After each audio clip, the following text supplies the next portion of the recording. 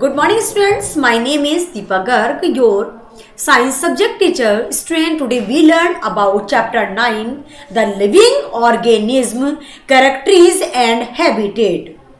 Living organism क्या हमारे सजीव. लिविंग से मतलब होता है हमारा सजीव. Characteristics and habitat. हैबिटेट होता है उनका परिवेश. तो Paheli and Boojho went to vacation to many places of interest. One such trip took them to the river Ganga in Rishikesh. तो पहेली और बूजो छुट्टियों में अनेक रोमांचक स्थानों की सैर पर गए. ऐसे ही एक यात्रा पर वे ऋषिकेश में गंगा नदी देखने गए. They climbed the mountain of the Himalayas where it was very cold. They saw many kinds of trees on these mountains. कौन कौन से माउंटेन देख पर उन्होंने कौन कौन से पेड़ देखे? Oak, pines and deodar are very different from the ones near their home on the plains. In yet another trip, they traveled to Rajasthan and moved on camels through the hot desert. They collected different kinds of cactus plants from the trip. Finally, they went on the trip to Puri and visited the sea beach dotted with casuarina trees. While recollecting all the fun that they had not this trip, a thought struck them. All these places were so different from one another. Some were cold, some were hot, and some were dry, and some places of humid, and yet all of them had many organisms, living creatures of various kind.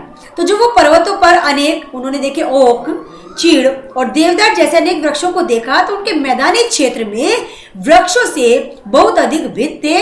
और एक अभियान में उन्होंने राजस्थान की यात्रा की. एक ऊंट पर उष्ण मरुस्थल भी देखे. यहाँ से उन्होंने नागफनी के अनेक प्रकार के पौधे भी एकत्रित किए. अंत में वे पुरी में गए और उन्हें समुद्र तट की सैर की और वहां उन्होंने देखा कि कैजुराइना के वृक्ष की कतार देखी. इन स्थानों में भ्रमण के रोमांचक और उल्लासपूर्ण क्षणों का स्मरण किया. उन्होंने अचानक एक विचार आया कि ये सभी स्थान एक दूसरे से बहुत अलग हैं. कुछ बहुत ठंडे हैं, कुछ बहुत गर्म है, कुछ बहुत शुष्क है, कुछ स्थान आर्द्र थे, परंतु उन सभी स्थानों पर एक प्रकार के बहुत से जीव रह रहे थे. They tried to think a place on earth where there may not be any living creatures. Bujo thought of places near his home inside the house. He tried the cupboard. He had thought that there may not be any living organism here, but he found one tiny spider in the cupboard outside the home too. There did not seem to be any places he could think of that did not have living creature of some kind or the other. Paheli started and thinking, reading and about for away places. She read that people have even found tiny living organisms in the opening of volcanoes.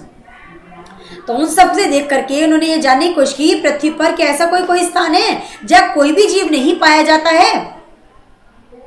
बूजो ने अपने घर के आसपास के स्थानों का अध्ययन किया और क्या देखा कि उसने अलमीरा देखा कि दरवाजों को देखा, उसमें देखा कि कोई सजीव नहीं होगा.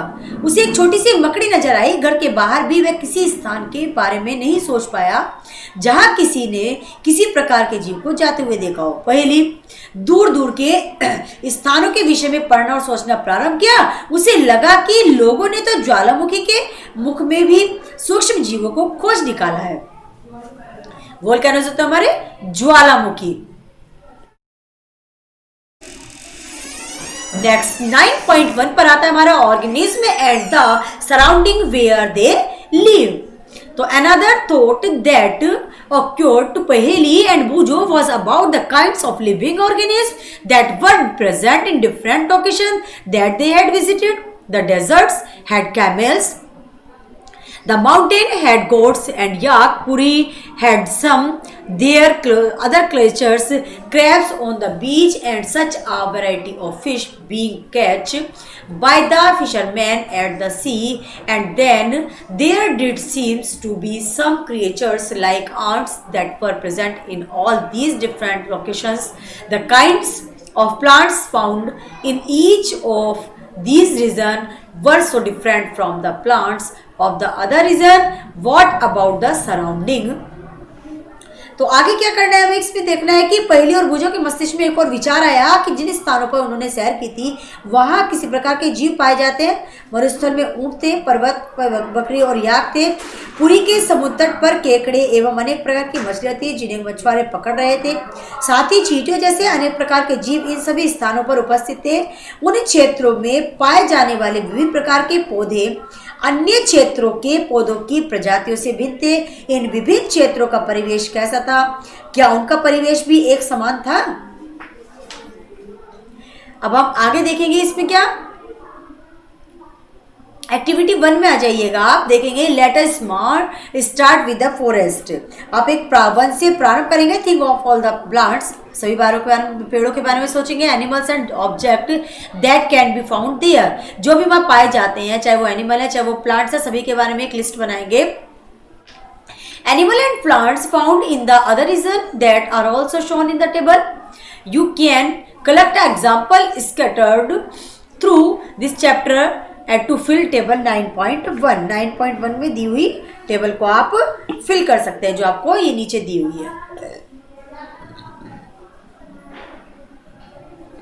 Try to include many plants, animals and objects, big and small, in each of the column in this table. तो इस सारणी में आप क्या करेंगे, प्रत्येक कॉलम में अधिक से अधिक छोटी बड़ी वस्तुएं एवं जीवों को सम्मिलित करने का प्रयास करेंगे। जिस प्रकार की वस्तुएं हमें मिलती हैं वे शायद जीवित जंतु या पौधों में न हो। Perhaps parts of plants like dried leaves or parts of animals like bones. We may also find different kinds of soil and pebbles. Water in the ocean may have salts dissolved in it as discussed in chapter 5. There could be many more objects. तो देखिए हम देखते हैं कि संभवतः ये पौधे के भाग जैसे सूखी पत्तियां या जंतुओं के अवशेष जैसे हड्डियां हों। हमें विभिन्न प्रकार की मिट्टी तथा रोड़े भी मिल सकते हैं। अध्याय लेसन 5 में भी हमने इसकी चर्चा की थी। समुद्री तल जल में लवण घुले हुए थे। इस प्रकार की कुछ न कुछ वस्तुएं भी हो सकती हैं। जैसे जैसे हम अध्याय को पूरा करेंगे सारणी 9.1 में और कुछ उदाहरण सम्मिलित करते जाएंगे। जब हम अन्य रोचक स्थानों की यात्रा करेंगे तब सारणी के बारे में और चर्चा करेंगे। नेक्स्ट आता है हमारा 9.2 Habitat and adaptation. What do you find from the plants and animals listed in activity? Did you find a large variety in them? Look at what you have entered in the column for the desert and the column for the sea in table 9.1. Did you list very different kind of organisms in these two columns? तो देखिए आप क्या देखेंगे कि पौधे और जंतुओं से आपको क्या मिला। क्या आपको अनेक प्रकार के सजीव मिले जैसे कि आप 9.1 में देख सकते हैं या लिख सकते हैं। इन दोनों क्षेत्रों में किस प्रकार का परिवेश है। समुद्र में जंतु तथा पौधे लवणीय जल यानी कि खारे पानी में रहते हैं और श्वसन के लिए जल में विलेय वायु ऑक्सीजन का उपयोग करते हैं। अब जो हमारा होता है मरुस्थल, हम मरुस्थल का क्या देखें। मरुस्थल में जल बहुत कम मात्रा में उपलब्ध होता है। मरुस्थल दिन में बहुत गर्म और रात में बहुत ठंडा होता है। मरुस्थल में पाए जाने वाले पौधे एवं जंतुओं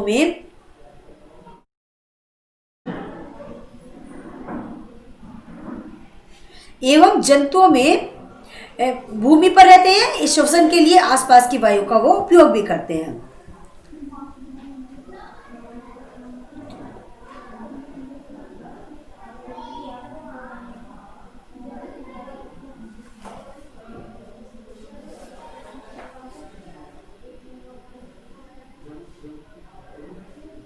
We have taken only 2 examples from the very wide variety of animals and plants that live on the earth. In all these variety of organism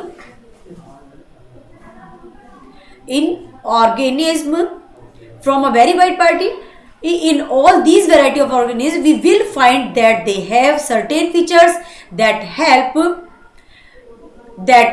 them live in the surroundings in which they are normally found. The presence of specific features or certain habitat which enable an organism to live naturally in a place is called adaptation. Adaptation of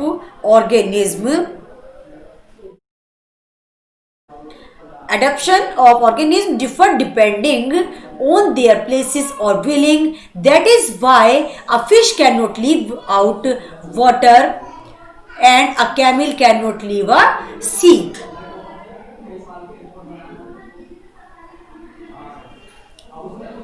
तो देखिए, हमने पृथ्वी पर पाए जाने वाले ऐसे के प्रकार के जंतुओं में से केवल 2 के उदाहरण देखे हैं। हम देखते हैं सजीवों की इन सभी किस्मों में ऐसी कुछ विशेष संरचनाएं हैं जो उन्हें अपने परिवेश में योग्य बनाती हैं, जिनमें वे प्राय पाए जाते हैं। जिन विशेष संरचनाओं अथवा स्वभाव की स्थिति किसी पौधे अथवा जंतुओं के उस परिवेश में रहने वाले योग्य बनाती है, वो कहलाती है हमारी अनुकूलन, यानी कि एडप्शन। क्या कहते हैं? अनुकूलन।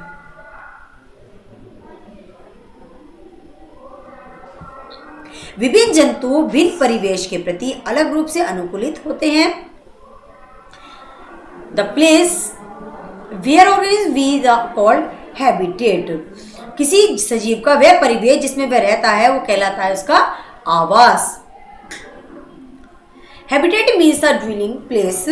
अपने भोजन, वायु, शरण स्थल एवं अन्य आवश्यकताओं के लिए जीव अपने आवास पर ही निर्भर करता है। आवास का अर्थ है वास स्थान, यानी कि एक घर, रहने के स्थान। विभिन्न प्रकार के पौधे एवं जंतु एक ही आवास में संयुक्त रूप से रह सकते हैं। The plants and animals that live in the land are the set of terrestrial habitat. Some example of terrestrial habitat are forest, grassland, desert, coastal mountain region. On the other hand, the habitat of plant and तो देखिए हम क्या कहते हैं इसमें कि the plants and animals, तो स्थल पर पाए जाने वाले पौधे और जंतुओं के आवास को हम स्थलीय आवास कहते हैं। टेरेस्ट्रियल हैबिटेट कहते हैं उसको स्थलीय।